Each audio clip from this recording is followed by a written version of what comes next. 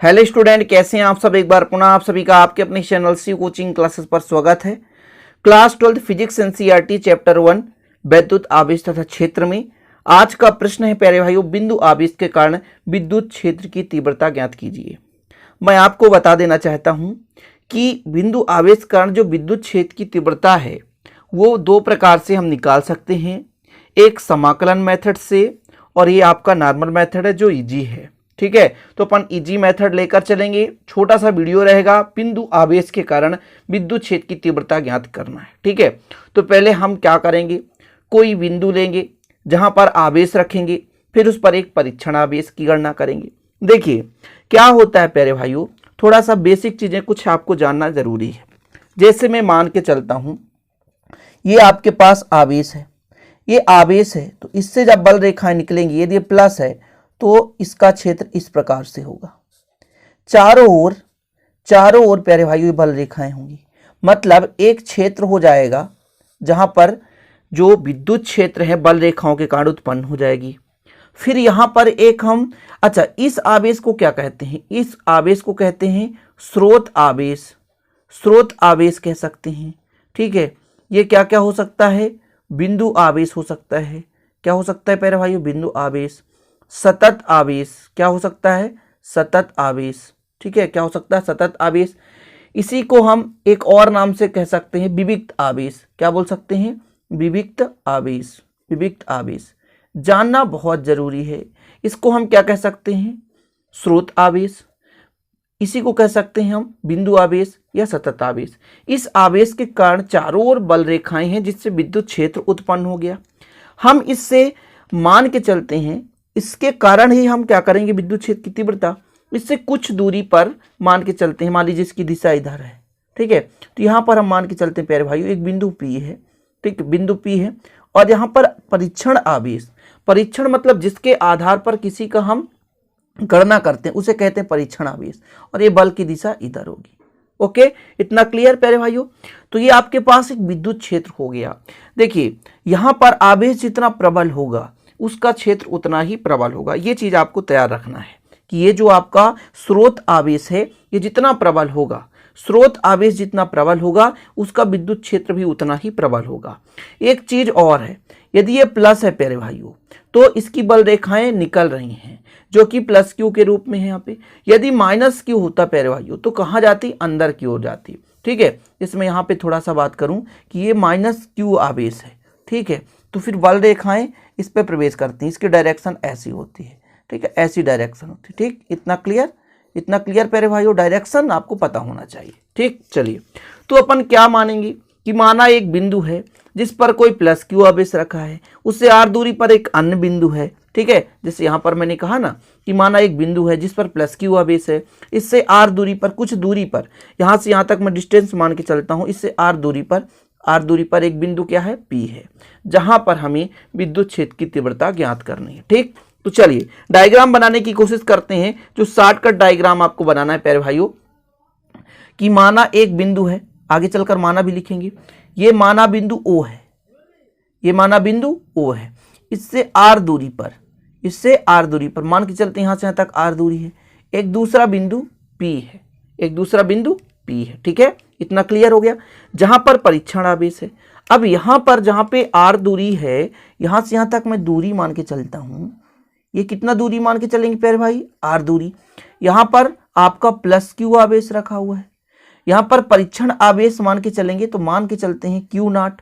ठीक है, और यहां पर बल की जो दिशा है, मैंने कहा था प्लस क्यू इसलिए बाहर की ओर, इसलिए बल की दिशा हो गई। क्लियर, तो अपन क्या लिखेंगे कि माना किसी बिंदु O पर प्लस क्यू आवेश रखा है, इस आवेश से आर दूरी पर एक बिंदु P है जिस पर हमें क्या करना भैया, विद्युत क्षेत्र की तीव्रता ज्ञात करनी है। तो इतना आप लोग लिख लीजिए कि माना किसी बिंदु O पर, जैसा कि मैंने समझाया वही आपको लिखना, माना किसी बिंदु O पर प्लस क्यू आवेश स्थित है, इस आवेश से आर दूरी पर एक बिंदु P है जिस पर हमें विद्युत क्षेत्र की तीव्रता ज्ञात करनी, ये चीज हो गया। अब हमने ये जो बिंदु P पर हमने एक परीक्षण आवेश क्यू नॉट रखा है यानी क्यू जीरो, तो हम मान के चलते हैं कि माना बिंदु P पर, कहां पर, माना बिंदु P पर, माना बिंदु P पर एक परीक्षण आवेश है, एक क्या है, परीक्षण आवेश जिसके आधार पर हम गणना करेंगे, ठीक है, परीक्षण आवेश क्यू नॉट है, ठीक है, इतना क्लियर है। तब कूलाम के नियम से, कूलाम का नियम क्या भैया, कूलाम के नियम से क्यू नॉट पर लगने वाला बल,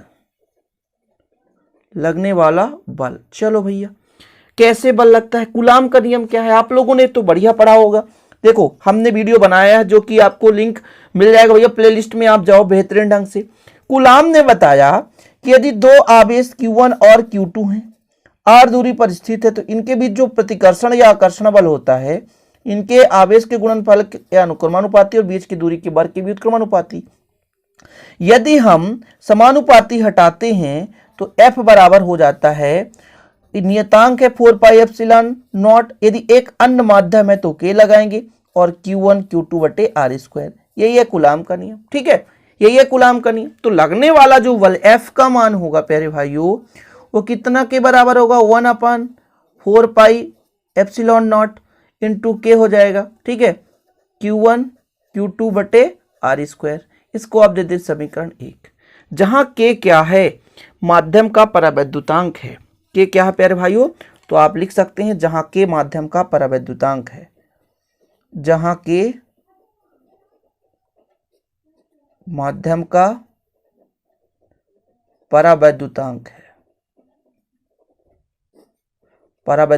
इतना क्लियर, जहां K क्या है, माध्यम का परावैद्युतांक है। अच्छा, अब मैं आपसे कहूं कि तीव्रता की परिभाषा क्या है, तो आपने देखा कि मान लीजिए कोई विद्युत क्षेत्र है, उस पर एक हम आवेश रख दें तो जितने बल का अनुभव करता है उसे विद्युत क्षेत्र की तीव्रता कहते हैं। इसके पिछले वीडियो मैंने समझाया था आपको कि आवेश पर लगने वाला ही बल विद्युत क्षेत्र की तीव्रता कहलाती है। बहुत बखूबी समझाया था स्टूडेंट, आप लोगों को पता होगा कि बिंदु P पर हम यदि तीव्रता बात करें, आपका मान लीजिए प्लस Q है, और इस प्लस Q के कारण यहां पर आपका क्षेत्र है, विद्युत क्षेत्र है, उसी विद्युत क्षेत्र पर एक आवेश Q नॉट रखा हुआ है, तब इस पर लगने वाला बल क्या कहलाएगा भाई, विद्युत क्षेत्र की तीव्रता कहलाएगी, ठीक है। अब मैं यहां पर आपको थोड़ा सा समझा देता हूं। अतः बिंदु P पर विद्युत क्षेत्र की तीव्रता कितनी हो जाएगी, विद्युत क्षेत्र की तीव्रता, चलो भैया बताओ विद्युत क्षेत्र की तीव्रता कितनी होगी। तो मैंने कहा ना, आवेश पर लगने वाला बल E इक्वल, आवेश कितना है Q नॉट, इस पर लगने वाला बल यही तो है क्या, विद्युत क्षेत्र की तीव्रता। समीकरण 1 से मान रखने पर, समीकरण 1 से मान रखने पर, चलिए ब्रदर रख दीजिए मान, F equal 1/4 pi epsilon not के Q1 Q2 बटे R स्क्वायर। वैल्यू पुट कर दो भैया, करो वैल्यू पुट, तो कितना आएगा, F इक्वल, ठीक है, सॉरी F का मान कितना है, तो अपन E इक्वल निकालेंगे ना, E इक्वल, तो अपना तो F का मान है भैया 1/4 पाई एप्सिलॉन नॉट, तो रख दो 1/4 पाई एप्सिलॉन नॉट के, ठीक है, वहां पर आपका Q1 Q2 था। अच्छा, थोड़ा सा यहां पर समझना ये जरूरी है, Q1 Q2 था, लेकिन हमने एक आवेश क्या माना, Q माना और Q नॉट माना, तो यहां पर Q नॉट कर लेते हैं, थोड़ा सा सुधार कर लो, यहां Q नॉट कर लेते हैं, क्या कर लेते हैं, Q नॉट, और इसको Q बस मानते हैं, ठीक है, ये Q बस मानते हैं, ठीक, क्योंकि भाई दो आवेशों के बीच तो हम Q और Q देखना, यहाँ पे Q और Q नॉट था, तो ये थोड़ा सा सुधार लो, कोई दिक्कत नहीं। चलो भैया आगे चले, तो कितना था अपना, Q और Q नॉट है, Q और Q नॉट है, हम F की जगह मान रख रहे हैं बटे R स्क्वायर, ठीक, फिर डिवाइड में Q नॉट है, ठीक, ये हो गया। चलो अब अपना कुछ कट रहा है क्या, जी हाँ, ये Q नॉट से Q नॉट कट गया, कितना बचा, 1/4 पाई एप्सिलॉन नॉट इंटू के, यहां पर कितना है Q बटे R स्क्वायर, ये आ गया भैया, ये आ गया आपका। यदि हम कह दें कि वायु या निर्वात में हो तो K का मान कितना होगा, वायु या निर्वात में हो, यदि माध्यम